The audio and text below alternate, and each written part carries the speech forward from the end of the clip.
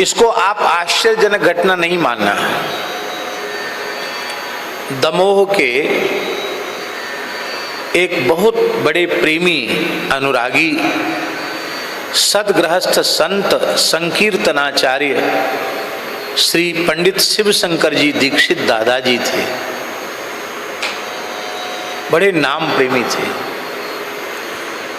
तो बरसाने में जो राधाष्टमी का अवसर होता है, अष्टयाम लीला होती है, उनके मन में अष्टयाम लीला देखने का भाव जगा और उन्होंने पूज्य गुरुदेव भक्तमाली जी से कहा और महाराज जी ने हमको आज्ञा दे दी कि तुम चले जाओ दादाजी के साथ। उनका ठीक है, हमारा भी मन था कि हमको भी अष्टयाम लीला का दर्शन हो जाए बरसाने की। तो हम लोग पहुंचे रात्रि को बरसाना श्री जी के महल में। संभवतः भाद्र शुक्ला षष्ठी होगी उस दिन, भाद्र शुक्ला षष्ठी। तो वहां पहुंचे तो दादाजी तो सब जगह उनका हारमोनियम ढोलक साथ ही चलती थी। तो थोड़ी देर उन्होंने वहां कीर्तन भी किया श्री जी के मंदिर में। आरती हुई, शयन आरती हुई, बीरी प्रसाद मिला, बिना कुछ भेंट किए प्रसाद मिला, ये विशेष बात है। पुष्पमाला भी दादाजी के गले में गोसाई जी ने पहनाई। इसके बाद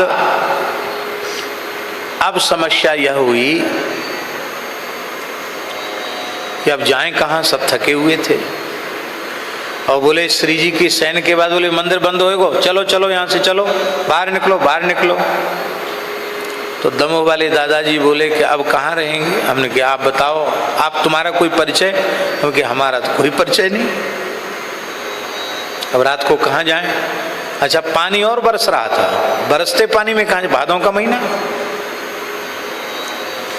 तो हमने कहा अभी तो मंदिर बंद होने वाला है, अभी तो हम लोग बाहर निकलते हैं, बाद में कहीं न कहीं चलेंगे। श्री जी के यहाँ आए हैं, श्री जी व्यवस्था करेंगी। जैसे ही बाहर निकले और श्री जी के महल के द्वार बंद हुए और एक निम्बार्की संत आ गए,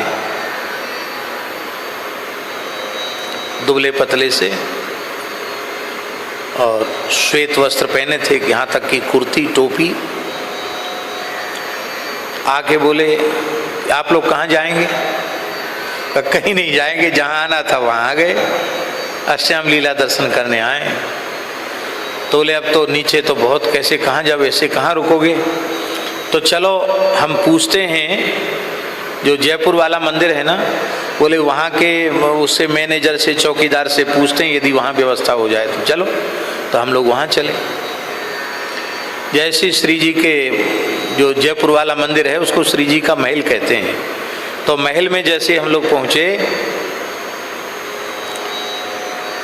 आश्चर्य की बात भैया जी, श्री जी के यहाँ का पूरा भोग छबरिया में एक संत लेके आए और वहाँ कुशल बिहारी जी का, अधरामृत प्रसाद महल बिहारी जी का, और खूब तो कीर्तन हुआ 12 बजे रात तक, और खूब झिक करके दोनों मंदिरों का प्रसाद तृप्त होकर के पाया।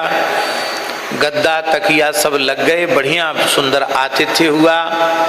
और उन संत ने कहा कि भाई एक रात तो हमने ठहरा दिया, अब आपको 7-8 दिन रुकना है तो यहाँ तो बड़े लोगों से बात करना पड़ेगी। फिर हम लोग नीचे गहवर वन में श्री राजा रामदास जी के यहाँ हम लोग रुके 7-8 दिन।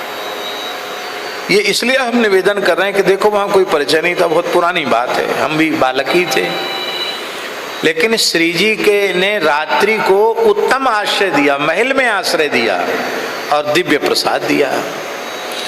ये इसलिए नहीं सुना रहे हैं कि कोई बहुत विशेषता बता रहे हों, इसलिए ये सुनाया जा रहा है कि जो भी संत चरित्र आप सुने उसमें संदेह न करें, क्योंकि ऐसी घटनाएं बहुधा हो जाया करती। इससे बड़ा ठाकुर जी के अस्तित्व का और क्या प्रमाण है? इससे बड़ा कोई प्रमाण है क्या?